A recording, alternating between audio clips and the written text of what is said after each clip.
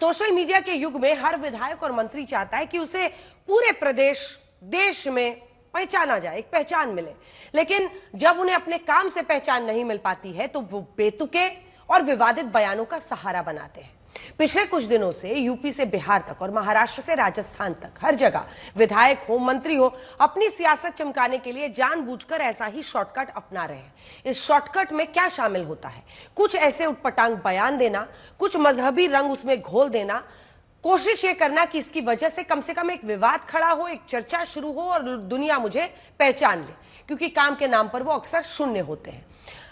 ये छोटे छोटे बयान समाज में गलत संदेश दे रहे हैं। इसीलिए बीजेपी के कुछ विधायक होली और रमजान के बहाने ये बताने में लगे हैं कि मुसलमान कैसे घर से बाहर निकले, क्या पहनकर बाहर निकले, कितने बजे बाहर निकले। हालांकि प्रशासन हर जगह कानून व्यवस्था मजबूत करने के लिए कई तरह की कोशिशें कर रहा है, लेकिन स्थानीय नेता होली से पहले विवादित बयान देकर नफरत फैलाने का काम कर रहे हैं। आज हम इसी पर हल्ला बोल करेंगे। पहले ये जैसे जैसे होली करीब आ रही है, बयान बहादुरों के तरकश से तीखे तीर निकलते जा रहे हैं और सियासत सराबोर होती जा रही है। इतना ही नहीं, सियासतदान त्योहार मनाने के लिए अपनी अपनी गाइडलाइन भी जारी कर रहे हैं। इस बार मोर्चा संभाला यूपी के मंत्री रघुराज सिंह ने।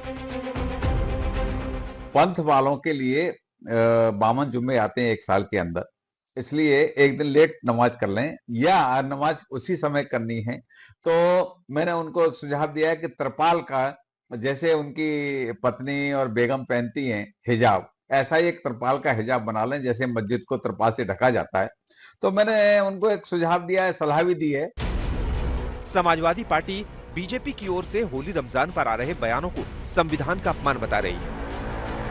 जब संविधान की आत्मा में अपने अपने धर्म के अनुसार पूजा करने की स्वतंत्रता है, तो ये किसी पर ये करना कि आप उस दिन न निकलिए, नमाज न पढ़िए, ये वायलेशन ऑफ कॉन्स्टिट्यूशन है। वैसे तो यूपी की सियासत की धुरी दशकों से हिंदू मुस्लिम सियासत के इर्द गिर्द घूमती रही है। धर्म युद्ध के इस घमासान के बीच बलिया के बासडी से बीजेपी विधायक केतकी सिंह ने मेडिकल कॉलेज में मुसलमानों के लिए अलग वार्ड बनाने की मांग करके नई बहस छेड़ दी। ये तो मुसलमानों को तय करना है ना, क्योंकि भाई जब होली होती है तो उनको दिक्कत, रामनवमी होती है तो उनको दिक्कत, दुर्गा पूजा होती है तो उनको दिक्कत, तो हम लोग के साथ इलाज कराने में भी हो सकता है उनको कोई दिक्कत हो।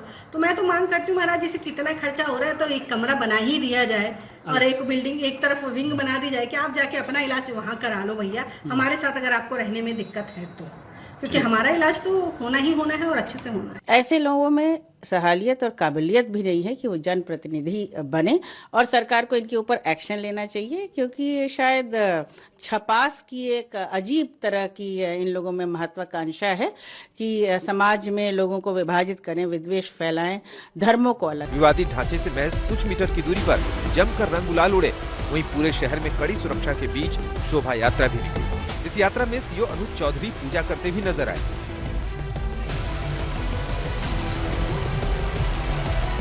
वही अनुज चौधरी जिन्होंने मुसलमानों को होली वाले दिन बाहर निकलने से पहले अलर्ट किया। ये बहुत प्यार का त्योहार है, तो ढंग शांति से ये निपटना चाहिए, और जो लोग इसमें उपद्रव पैदा करेंगे तो उनकी बख्शिश नहीं होगी किसी भी हालत में। जब अनुज चौधरी को सीएम योगी का साथ मिला तो विपक्ष बुरी तरह बिफर गया।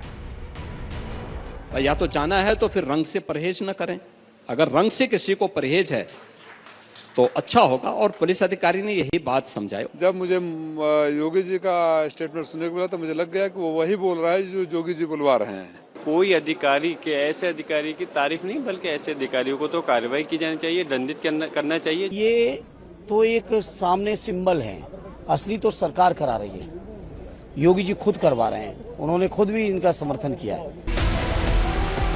दरअसल पिछले कुछ चुनावों से पहले बीजेपी की ओर से कुछ ऐसे बयान दिए गए जिसने पूरे चुनाव का रुख ही मोड़ दिया। याद करिए सीएम योगी का 80-20 वाला बयान, या बटेंगे तो कटेंगे, या फिर पीएम मोदी का एक रहेंगे तो सेफ रहेंगे, या अब एक होली और 52 जुमा वाला बयान। सभी बयानों के मूल में एक ही बात है, बहुसंख्यक समाज को एकजुट करने का संदेश। 2027 80-20 की लड़ाई है। 80% 80+ बीजेपी और सहयोगी होंगे, 20 में बाकी सब होंगे। उधर महाराष्ट्र में नॉनवेज में भी 80-20 वाली सियासत शुरू हो गई है।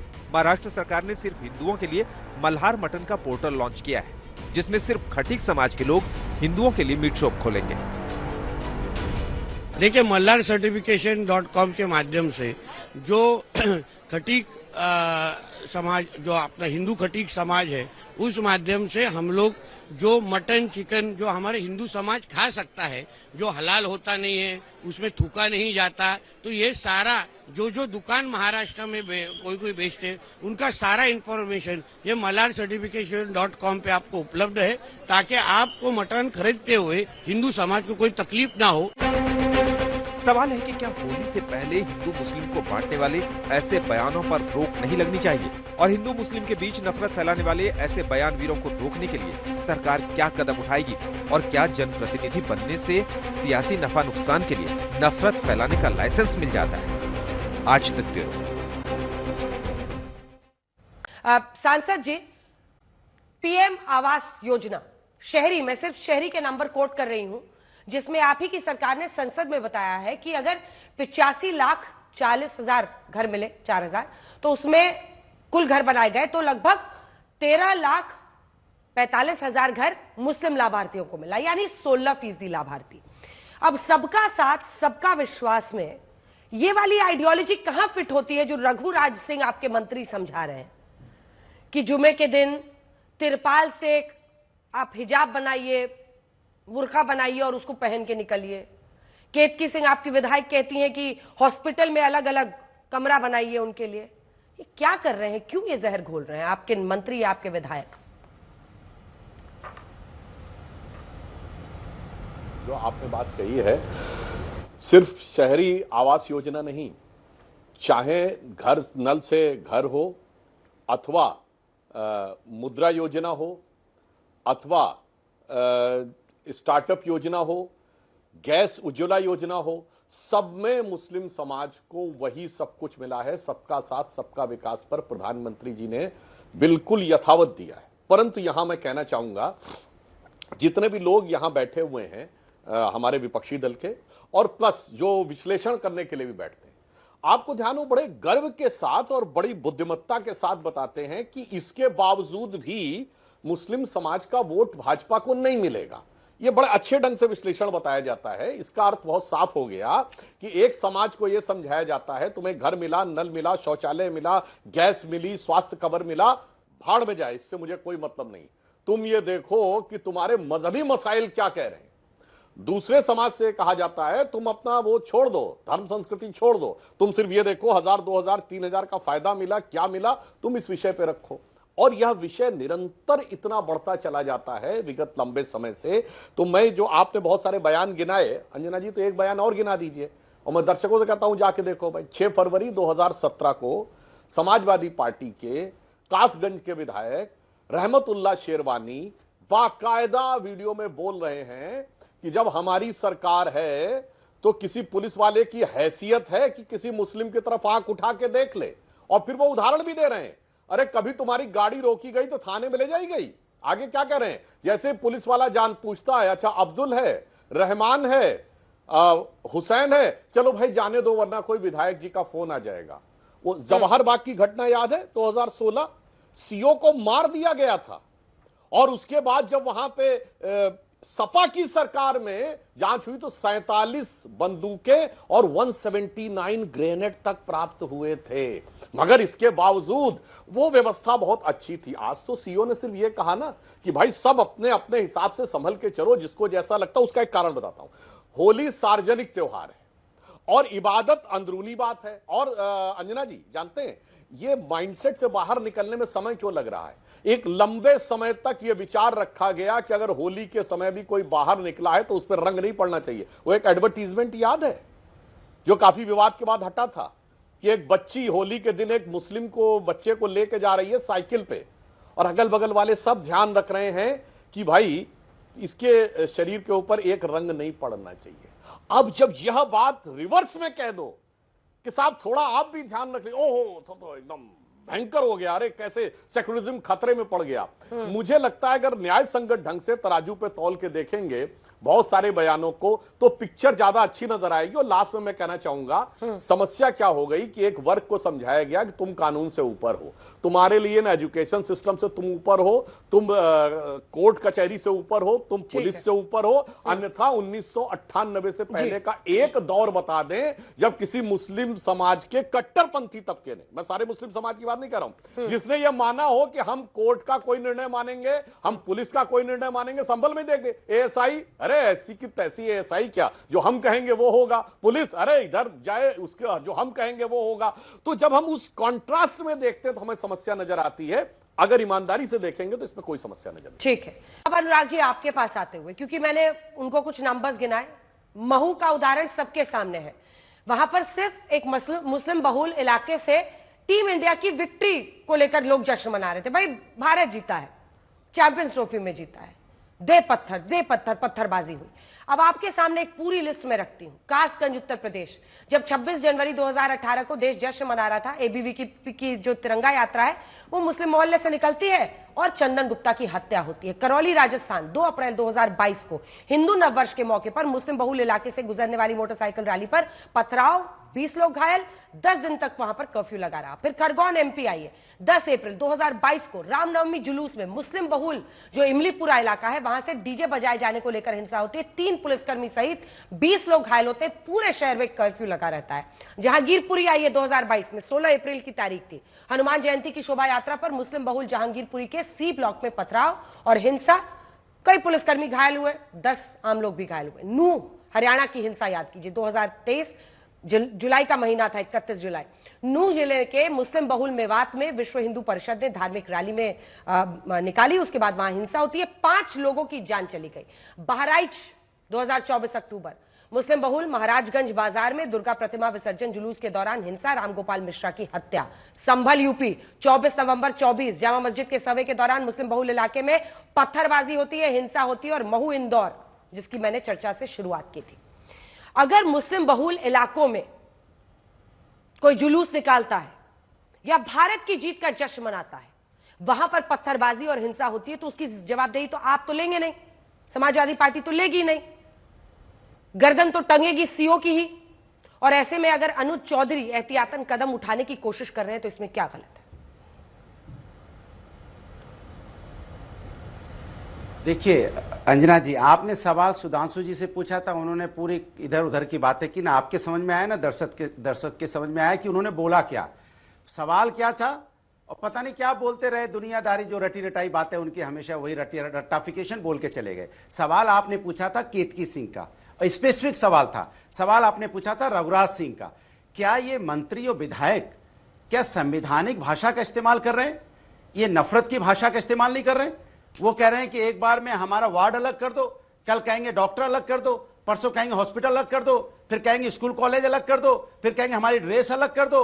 फिर समाज को किस तरह से आप बांटना चाहते हो? माने समाज को बांटते बांटते कल आप अपना क्या क्या मांगने लगोगे? आप राष्ट्र बांटने की बात करने लगोगे। जब समाज की हर व्यवस्थाओं को आप टीचर अलग मांगने लगोगे तो इसके मतलब कि आप सारी व्यवस्थाओं को अलग अलग मांगने लगोगे, तो आप राष्ट्रद्रोह का काम कर रहे हैं, आप राष्ट्र बांटने का काम कर रहे हैं। आप राष्ट्र जो एक राष्ट्र है हमारा, जहां हिंदू मुस्लिम सिख ईसाई सब मिलकर रहते हैं, सब एक ही स्कूल में जाते हैं, एक ही हॉस्पिटल में जाते हैं, एक ही फ्लाइट में चलते हैं, एक ही ट्रेन में चलते हैं, एक ही संविधान की बात करते हैं। देश संविधान और न्यायपालिका से चलेगा ना, जो संविधान न्यायपालिका आजादी के बाद मिला है। आपने उस पर कुछ बोला ही नहीं। वो त्रिपार की बात कर रहे हैं कि त्रिपार ओढ़ के निकल जाओ। अरे कानून व्यवस्था बनाए रखने की जिम्मेदारी आपकी है, तो आप त्रिपाल ओढ़ने की बात करने लगे।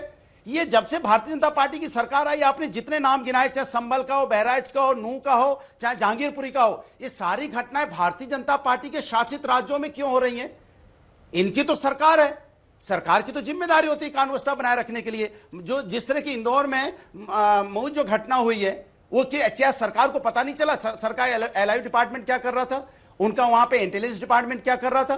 क्या उस सरकार की जिम्मेदारी नहीं बनती उस चीज को संभालने की? ये सरकार, इसके मतलब कहीं ना कहीं ये जो सरकार है अपनी कानून व्यवस्था नहीं बना पा रही है, जिम्मेदारी से भाग रही है। इनके संवैधानिक पद पे बैठे लोग गैर जिम्मेदाराना बयान दे रहे हैं, जो राष्ट्र के लिए नहीं एक है, राष्ट्र एकता की बात नहीं करता। आपको राष्ट्र एकता की बात करनी चाहिए। आपको जो इस तरह की बातें करें उनका, हम तो कहते हैं जो इस तरह के दंगा करते हैं, पत्थर मारते हैं, उन पे आप कड़ी से कड़ी कार्रवाई कीजिए, उनको जेल भेजिए, चाहे किसी भी जात धर्म के हो, उनको जेल के अंदर में डालिए कि हमने कभी उनकी तरफदारी नहीं की है। कोई भी होगा जो देश के साथ खेलेगा, कानून के साथ खेलेगा, उसको कड़ी से कड़ी सजा मिलनी चाहिए। लेकिन ये कितनी आसानी से, अगर मैं यही सवाल आपसे पूछ रहा हूं कि सीतापुर में अभी जो मर्डर हुआ, जिस तरह से पत्रकार की हत्या की, तो कौन था हत्यारा?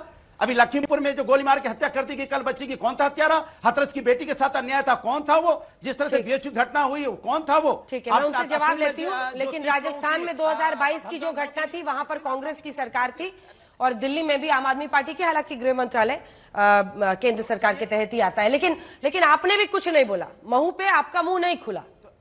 मैं उनसे पूछूंगी जितने सवाल आपने पूछे, और वापस मैं उनसे पूछूंगी, लेकिन महू पे आपका मुंह नहीं खुला। मुस्लिम बहुल इलाकों में अगर कानून नहीं मांगते हैं, अगर मुस्लिम बहुल, please listen to my question sir, अगर मुस्लिम बहुल इलाकों में अपने आप को कोई कानून से ऊपर समझता है, ऐसे में अगर सीओ के तौर पर वो काम संभाल रहे हैं, कोई बलून में ही रंग किसी पर फेंक दे, आम लोग भी एक दूसरे पर फेंक देते हैं, लड़ाइयां हो जाती हैं। अगर किसी पर फेंक दे और धार्मिक उन्माद फैल जाए, उसके बाद से अनुराग भदौरिया तो जाकर ठीक करेंगे नहीं, है ना? तो फिर सीओ को ही उसके लिए जिम्मेदार ठहराया जाएगा और सीओ की जवाबदेही बनेगी। लेकिन सुधांशु जी, जो अगर हम राजस्थान छोड़ दें, ज्यादातर वो कह रहे, और ये सच भी है, बीजेपी, अब आप बार बार कहते हैं देखिए ये हो रहा है वहां पर, वो हो रहा है वहां पर, लेकिन आपका शासन है, आपकी पुलिस है, आपकी सरकार है साहब, ये रोकना आपका काम है। तिरपाल कितनों को उड़ाते चलिएगा? जो बात, हाँ मैं बता रहा हूं, देखिए क्या होगा, जो बात भदौरिया जी ने बोली, कोई आवश्यकता नहीं थी व्यक्तिगत टिप्पणी करने की, परंतु ये जो जोश में बोल गए, इनका पॉइंट बाय पॉइंट जवाब। इन्होंने कहा हम अलग कर रहे हैं, कल कहेंगे मेरा ये अलग कर दो, मेरा वो अलग कर दो। अलग कर दे नहीं, आपने अलग कर दिया था। आपने कहा मुसलमानों की शिक्षा अलग होगी, मदरसे बने कि नहीं, बोलिए हाँ या ना, और मदरसा बोर्ड। अब आइए, आपने कहा मुसलमानों की तो यूनिवर्सिटी अलग होगी, ये जामिया मिलिया और एएमयू क्यों बनाई भाई? अब आइए, उसके बाद आपने कहा सुनिए हमारा तो कानून अलग होगा, मुस्लिम पर्सनल लॉ बोर्ड बनाया कि नहीं? हमारे तो धार्मिक संपत्ति के लिए कानून अलग होगा, वक्फ बोर्ड बनाया कि नहीं? उसके बाद आपने कहा सुनिए हमारे तो भोजन भी अलग होगा, उसमें छुआछूत भी होगी, यानी मुस्लिम के द्वारा ही हलाल किया होगा, हलाल सर्टिफिकेशन होगा। अब सुनिए, क्वालिटी स्टैंडर्ड भी हमारा अलग होगा, एफएसएसएआई नहीं करेगी स्टैंडर्डाइजेशन, हलाल को करेगी मुस्लिम का बिरादरी। क्या कहना चाहते हैं मेरे भाई? और हमारे लिए कानून भी अलग होगा, सुप्रीम कोर्ट अलग होगा, हमारा शरिया कोर्ट होगा। अगर शरिया और सुप्रीम कोर्ट में मतभेद होगा तो शरिया सुप्रीम कोर्ट से ऊपर होगा। मेरे भाई बोलने से पहले चेक कर लिया करो, यही मैंने कहा। जिस मानसिकता से के बैकग्राउंड में आप बोलते हैं तो आपको ध्यान ही नहीं रहता है। जब किसी को आपने इतना चढ़ा रखा है कि भाई तू सबसे ऊपर है, तेरे ऊपर कोई नियम कानून लागू नहीं होता, तो जैसे ही वो कानून के दायरे में आता है तो समस्या होती है। और ये वो पार्टी है, मैं दर्शकों से कहना चाहता हूं, जिन्होंने मुजफ्फरनगर दंगों के समय सिर्फ एक समुदाय यानी सिर्फ मुस्लिम समुदाय को कंपनसेशन देने की घोषणा की, हाई कोर्ट की फटकार लगी, इसलिए उन्होंने वापस लिया। ये वो पार्टी है जिसने की लखनऊ, फैजाबाद और वाराणसी में उन 2006 में अदालत में हुए बम विस्फोटों में आतंकवादियों से केस वापस लेने की कोशिश की, अदालत ने, हाई कोर्ट ने फटकार लगाई, उसके बाद वापस लिया। इसलिए भदौरिया जी जो आपने बोला था वो एक एक चीज आप कर चुके हैं, इसी कारण से आपको ये दिखाई पड़ता है। जो आप हरा है, तो इसे कहावत होती है ना हिंदी में, सावन के अंधे को हरा ही हरा दिखता है, तो उसके दिमाग पे ऐसा हरापन चढ़ गया होता है कि उसे वही हरा चाहिए जो हमारे जमाने में था। अब उसे कोई दूसरे ढंग की चीज नहीं चाहिए। सिर्फ इतना सा कहा गया था सौहार्द रखिए, इसमें कौन सी समस्या की बात थी? और याद दिलाना चाहता हूं, अदालत का आदेश था कि मस्जिदों से लाउड स्पीकर हटाए जाएं, नहीं हटाया गया, किसी सरकार की हैसियत नहीं थी। मगर मुजफ्फरनगर के दौरान यह कहा गया कि मंदिरों पर से मुहर्रम के दौरान हटा दिए जाए लाउड स्पीकर। लोगों ने कहा साहब हम नहीं बजाएंगे, हम तार काट देंगे। नहीं, बगैर अदालती आदेश के पुलिस ने आके मस्जिदों पर से लाउड स्पीकर उतारे कि नहीं? मेरे भाई यही चक्कर है। अखिलेश जी के 2017 के आसपास वीडियो अवेलेबल है, जब मुस्लिम बाहुल क्षेत्रों में जाकर कहते हैं, अरे जब होता ना बिजली की, वहां पे वो कटिया बहुत लगती थी, अरे कोई बिजली का वो मांगने आया कि आया नहीं आया? बताओ, इतनी सिंपल सी बात है। मदरसों का रजिस्ट्रेशन मांग लो तो हमारे लिए समस्या है, आप किसी चीज का केवल रजिस्ट्रेशन मांग लो तो समस्या है, मेरा आई कार्ड मांग लो तो समस्या है। इतना करने की वजह से समस्या। सांसद जी को एक बार मेरे साथ दिखा दीजिए। सांसद जी, इसका अर्थ क्या है कि इस देश का मुसलमान तिरपाल पहन के निकले नमाज के लिए? इसका अर्थ क्या है कि इस देश के अस्पतालों में अलग वार्ड बनाया जाएगा मुस्लिम के इलाज के लिए? अंजना जी बहुत अच्छा सवाल किया। ये तो पूछिए ना, मनमोहन सिंह की सरकार ने तो किया था ना, कि मुसलमानों के लिए बैंक अलग होना चाहिए, मुस्लिम डोमिनेटेड इलाकों के अंदर उनके लिए अलग व्यवस्था की जानी चाहिए। अभी कर्नाटक की कांग्रेस सरकार ने चिकमंगलुरु में कहा है कि जिस इलाके में 40% मुसलमान हैं वहां पर आंगनवाड़ी वर्कर्स को उर्दू सीखना पड़ेगा कन्नड़ के अलावा। मैं तो कहिएगा इतने गिनाते रहूंगा एग्जाम्पल कि आपका प्रोग्राम छोटा पड़ जाएगा।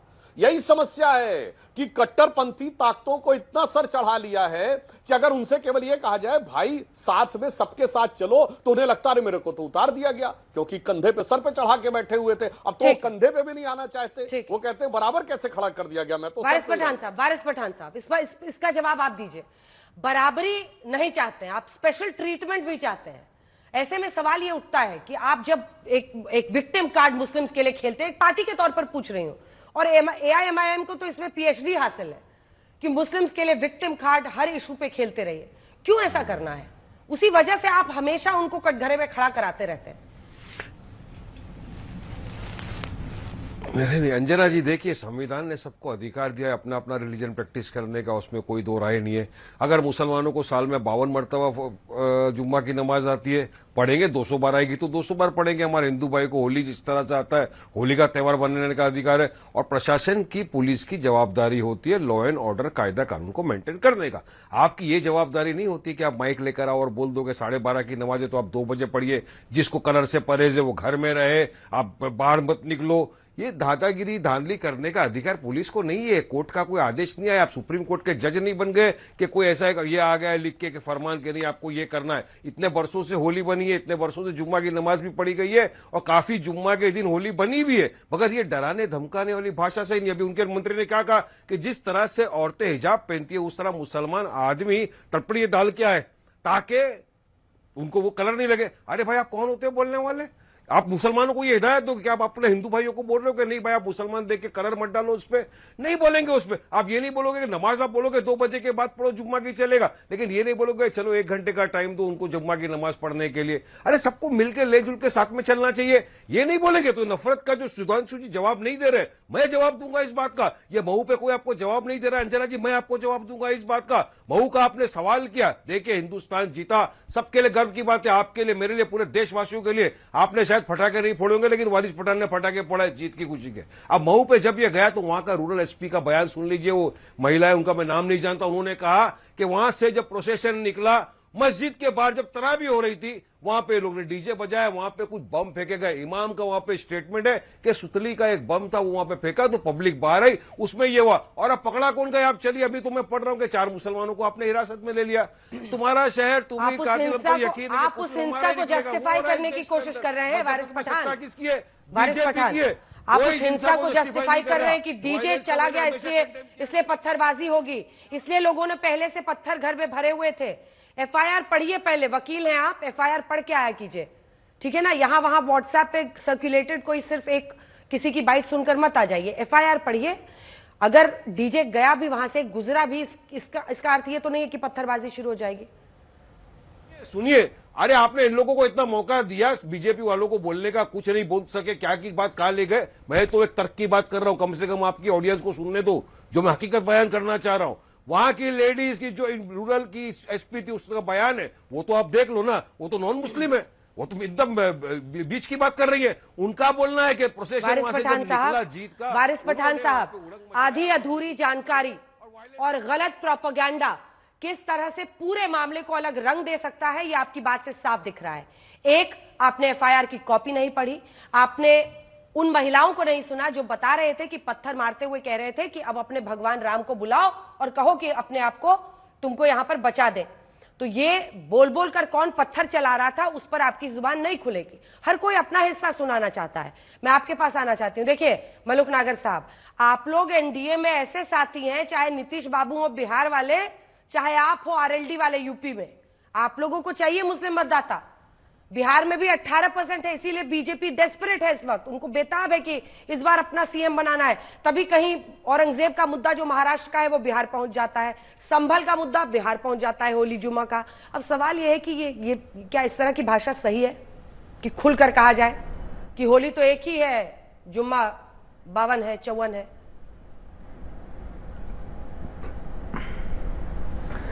देखिए अंजना जी, इसमें मुझे प्लीज टाइम देना। देखिए, जो हमारे सपा के साथी बैठे हैं भदौरिया साहब, क्या पूरी बात जो पूछी आपने उनका जवाब क्या का क्या देते रहे? क्या मैं इनसे पूछना चाहता हूं, ये कांग्रेस के साथ हैं। जिस दिन पाकिस्तान को भारत ने हराया, हमारे देश ने हराया, तीसरे ही दिन जब इंडिया की टीम न्यूजीलैंड को हराती है तो कांग्रेस की प्रवक्ता भारत देश के कप्तान में कमी निकालती है। आज हम जीत करके आए हैं, पूरे वर्ल्ड में एक नाम लहराया है, परचम लहराया है, और वही रोहित शर्मा ने बढ़िया खेल दिखाया है।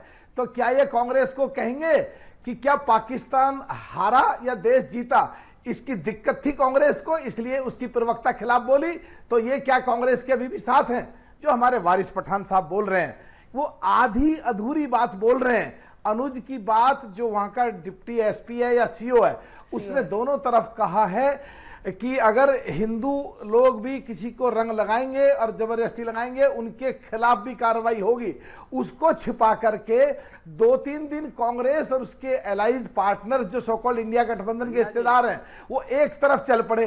अंजना जी, मैं एक बात कह रहा हूं, जो मुसलमानों के हमदर्द बनते हैं, मुसलमानों को जहां जरूरत पड़ती है संविधान के तहत अगर कहीं उनके खिलाफ काम होता है तो हम उनका साथ देने के लिए 100% तैयार हैं। लेकिन ये 2-3 पार्टियां आपस में मुसलमानों की ज्यादा बढ़ के हक दिखाने के लिए जो उनके फेवर की बात करते हैं, असलियत में उनके फेवर की बात नहीं करते, उनको ये एक गलत तरफ झोंकने की बात करते हैं, उनको एक ऐसी देश में एक ऐसी कटुता की तरफ भेजने की बात करते हैं जिससे बेचारे एक आम मुसलमान को झेलना पड़ता है। ये टेलीविजन पर बैठ के या किसी स्टेटमेंट को देके चले जाते हैं और उनको भुगतना पड़ता है। इस देश के बहुत सारे मुसलमान ऐसे हैं जिन्होंने देश के लिए, आज भी वो शांति चाहते हैं, अच्छा चाहते हैं, और वो ये भी चाहते हैं कि होली बढ़िया तरीके से मने, और देश के सारे ज्यादातर हिंदू ये चाहते हैं कि उनकी रोजे बढ़िया तरीके से मने, ईद बढ़िया तरीके से मने। लेकिन कुछ पार्टियां आपस में केवल राजनीतिक स्वार्थ को कारण कि वो जो अपना वो चुनाव जीत जाए, इसके कारण, चाहे वो अबू आजमी महाराष्ट्र में हो चाहे यूपी बिहार में हो,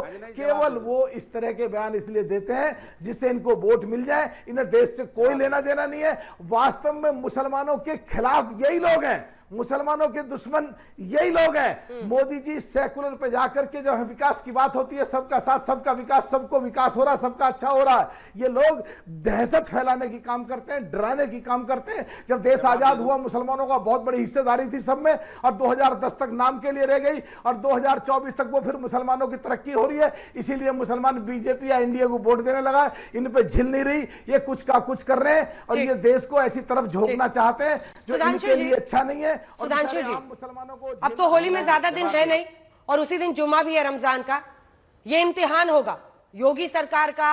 आपके बिहार में आपकी भी आप ही की सरकार है, जहां जहां ये बयान दिया जा रहा है कि भाई घर में रहो, घर में रहो, कानून व्यवस्था के लिए सब कुछ कह रहे हैं ना। इसके बाद किसी और पर दोष मत दीजिएगा कम से कम। देखिए, बिल्कुल दूसरी दोनों बातें बहुत स्पष्ट देखिए मैं कहना चाहूंगा। पहली बात जो उन्होंने कहा कि 52 हफ्ते में जुमा साल में 52 बार आता है और होली एक बार, मैं इसको और संशोधित कर देता हूं। नमाज दिन में 5 बार होती है, तो एक साल में 1825 बार नमाज होती है, और होली 5 घंटे के लिए होती है। 8 साढ़े 8 बजे सुबह शुरू होता है रंग खेलना, 1-1:30 बजे समाप्त हो जाता है। 1825 बार साल में बनाम 5 घंटे। बेहतर होता कि यह बयान अपनी तरफ से मुस्लिम समाज के जो लीडर्स हैं, उलेमा, उनकी तरफ से आ जाता कि भाई उस 5 घंटे में भी सिर्फ 1.5 घंटे का सब्र करना है। नॉर्मली 12 बजे होता था, तो 12 बजे की बजाय 2 बजे के बाद करना है, यानी 2 घंटे कंप्रोमाइज नहीं करना है। 1825 बार जो नमाज होगी, सड़क पे आपने सैकड़ों बार ब्लॉक करके उनको देखा होगा, ट्रैफिक रुक जाए आधा पौन घंटे, वो इशू नहीं है। मुझे लगता है अगर ईमानदारी से देखें तो समाधान बहुत आसानी से निकल सकता है, परंतु वह विचार समाधान निकालने के लिए होना चाहिए। अब दूसरी बात हम ये भी कहना चाहते हैं, जो अभी मलूक नागर साहब कह रहे थे, समस्या क्या है कि मुस्लिम समाज के अंदर एक तबका अब ये समझने लगा है कि उसकी असली आवश्यकताओं की पूर्ति कौन कर रहा है। यहां मैं एक और भी टेक्निकल बात कहना चाहूंगा। देखिए, नमाज का स्थान के साथ संबंध नहीं है। नमाज कहीं भी शिफ्ट की जा सकती है, प्लेटफॉर्म पे, सड़क पे, आपने बस अड्डे पे, हवाई अड्डे पे, और पार्कों में आपने होते हुए देखा होगा।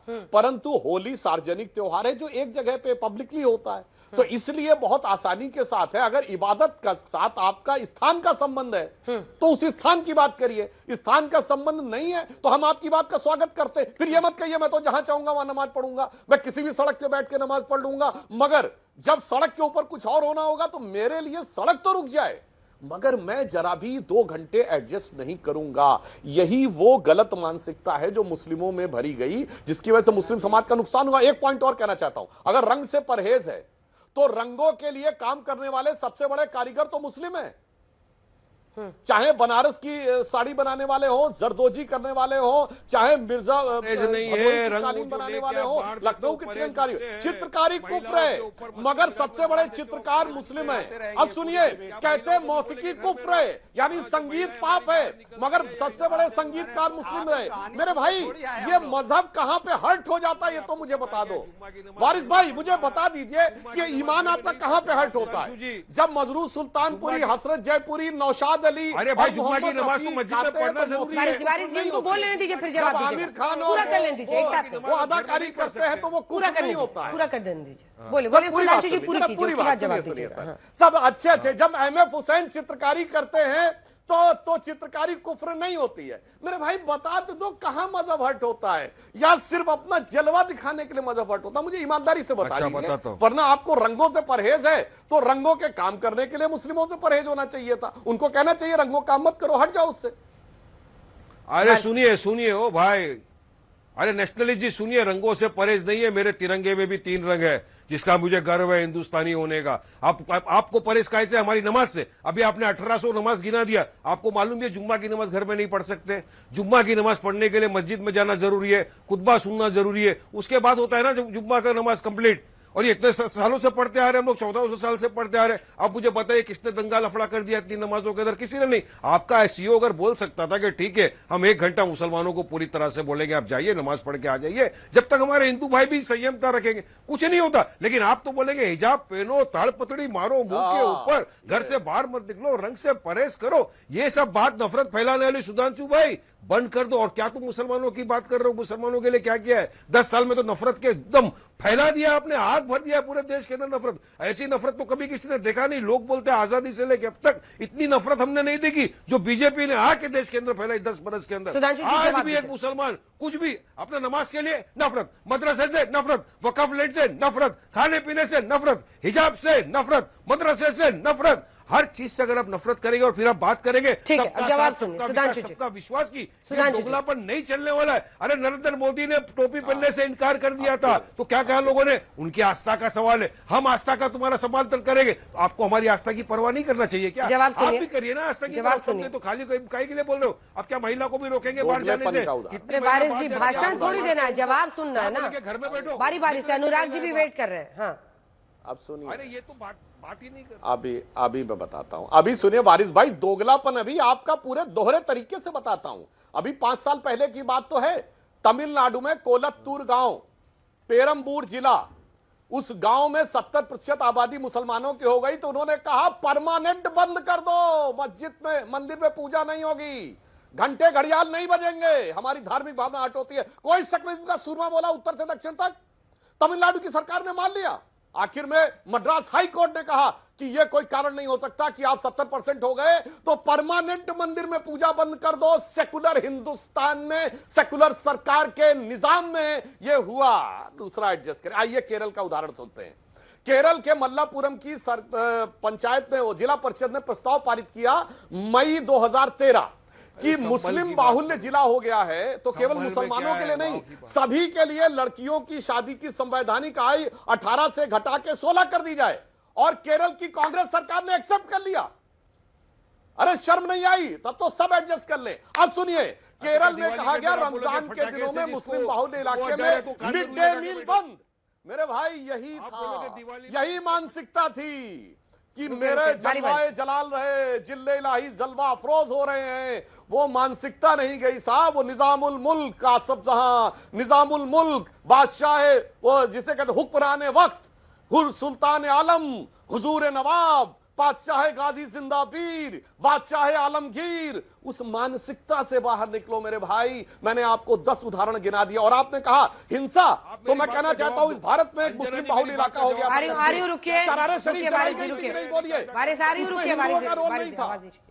वारिस जी सुनिए पूरी बात सुनिए। मुस्लिमों की सबसे बड़ी मस्जिद, मुकद्दस मस्जिद हजरत बल पे कब्जा करने वाले मुस्लिम थे जो आतंकवादी थे, हिंदू नहीं थे। और अभी चैनल पर दिखाया जा रहा था बलूचिस्तान में अगवा कर लिया गया, वो मुसलमान नहीं है क्या? दो नेशन भारत के बने हिंदू मुस्लिम के नाम पे। बांग्लादेश में मरवाया किसने? जनरल टिक्का खान ने बंगाली मुसलमानों को मरवाया। बलूचिस्तान में 73 में जनरल टिक्का खान ने बलूचियों को मरवाया। जो पीओके में मारे जा रहे वो भी मुस्लिम। भाई साहब ये लड़ाई की मानसिकता छोड़िए, वरना हिंदुओं से लड़ेंगे और जब निजाम मुस्तफा आ जाएगा तो आपस में लड़ेंगे। अब वारिस साहब आप जवाब दीजिए और सवाल लाजमी है। सवाल है, बोलिए इशरत जहां आतंकवादी है, बड़े सिनारियो बोलिए याकूब मेनन आतंकवादी है, बोलिए। भारत के अंदर जो मुस्लिम बहुल इलाके हैं वहां की मनमानी पर सीधा प्रश्न है, इस पर जवाब क्यों नहीं देते, इस पर क्यों नहीं मुंह खोलते हैं? अंजना जी, मेरा एक सवाल है, मैं आपसे सवाल करना चाहूंगा। आप मुझे बताओ कि इतने नवरात्रि के फेस्टिवल में इतनी सारी ये निकली रैलियां निकलती है, सब निकलती है, लोग जाके मस्जिद के बाद नारे लगाते हैं, भगवा झंडा लगाते हैं, डीजे लगाते हैं, पथरा हो तो आप गला दबाओगे तो आंख भी बाहर नहीं आएगी क्या? वो तो होगा। आप मुझे एक एग्जांपल दो ना, हमारे भी जुलूस निकलते ईद ए मिलाद का, इतना बड़ा इज्तिमा हुआ, कौन सा मुसलमान गया किसी मंदिर के सामने नारे लगवाया, नारे तकबीर अल्लाह अकबर के, या झंडा उतारने की कोशिश किया, या जाके कलर मारा या रंग मारा? चलो बताओ मेरे को। लाखों करोड़ों लोग रस्ते पे उतरते, मगर भाजपा जो चाहती है वो करके रहती है और सारी चीजें उनके ही शासन में होती है। जहां जहां इनकी सत्कार है, मध्य प्रदेश, महाराष्ट्र के अंदर भी करना चाहते हैं। ये औरंगजेब को लेकर पूरा ध्यान भटका दिया है। औरंगजेब की कब्र को खोदने से मुझे लगता है डेवलपमेंट हो जाएगा, देश का विकास हो जाएगा, 2 करोड़ युवाओं को रोजगार मिल जाएगा। हाँ, ये सिर्फ 2 लाइन का जवाब सुधांशु जी, टाइम खत्म हो गया है। असल मुद्दों से भटकाने के लिए ये किया जा रहा है, असल मुद्दों से भटकाने के लिए। बिहार में आप चाहते हैं हमारा सीएम बने, बता रहा हूं। और औरंगजेब का मुद्दा यही चलेगा। सिर्फ एक लाइन बोल रहा हूं, मैं वारिस पठान जी को चुनौती देता हूं, वारिस पठान जी को चुनौती देता हूं। भारत से लेकर दुनिया में सैकड़ों हजारों उदाहरण है मस्जिदों में धमाके का। एक बताइएगा जिसमें गैर मुस्लिम ने मस्जिद में धमाका किया हो, बताइए। चुनौती देके कहता हूं, किसी हिंदू ने धमाका किया, किसी यहूदी ने धमाका किया, किसी ईसाई ने धमाका किया भारत में? ना। चलिए आपको लास्ट में कहना चाहता हूं, एक बहुत बड़े शायर हुए लखनऊ के विश्वनाथ प्रसाद माथुर लखनवी, उन्होंने एक लाइन कही है वारिस पठान जी, खुदा का शुक्र है हम हिंदुओं में कोई शब्बीर का कातिल नहीं है। साहब मोहम्मद साहब के परिवार को राजा दाहिर ने सलाह दी थी और कत्ल करने वाले आप ही के मजहब के थे जनाब।